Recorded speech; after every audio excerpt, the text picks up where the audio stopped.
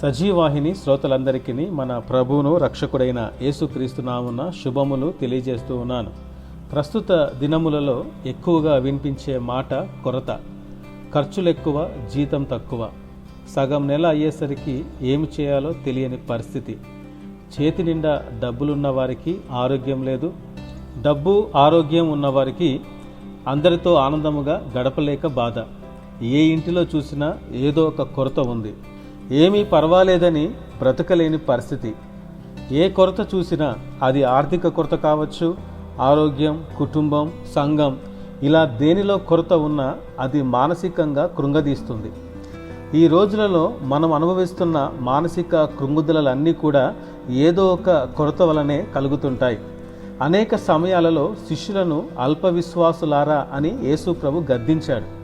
ఇక్కడ శిష్యులకు విశ్వాసము లేదని కాదు, విశ్వాసం ఉంది, కానీ అందులో కొరత ఉంది. ప్రకటన గ్రంథంలో కూడా 7 సంఘములతో దేవుడు మాట్లాడుతూ వాటిలోని కొరతను చూపిస్తాడు. క్రైస్తవ జీవితంలో కొరత మంచిదే. అది ఎప్పుడు మంచిదంటే ఆ కొరతలో దేవుని దగ్గరకు వచ్చినప్పుడే కొరత అనేది మంచిది. ఎందుకంటే యేసు ప్రభు ఒక్కడే కొరతను సమృద్ధితో నింపగలడు. కానీ కొంతమంది కొరతలో దేవుని విడిచి వెళ్ళిపోతుంటారు. ఈరోజు ఒకవేళ నీవు ఏదైనా కొరతలో ఉన్నావా? ఆ కొరత నిన్ను బాధ పెడుతుందా? సంపాదన సరిపోక, విశ్వాస జీవితంలో స్థిరముగా నిలబడలేక, ఏమి చేయాలో తెలియక లోపల ఏడుస్తుంటే నిన్ను బలపరిచే అద్భుతమైన లేఖన భాగం పరిశుద్ధ గ్రంథంలో ఉంది. అదేమనగా 126వ కీర్తన 5-6 వచనములు.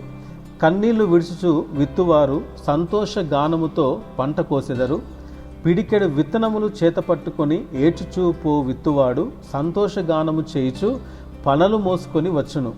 ఈ భాగంలో ఉన్న వ్యక్తికి కన్నీళ్లు ఎందుకు వస్తున్నాయో తెలుసా? చేతిలో పిడికెడు విత్తనములు మాత్రమే ఉన్నాయి. పిడికెడు విత్తనాలతో నా కుటుంబమును ఎలా పోషించుకోవాలి?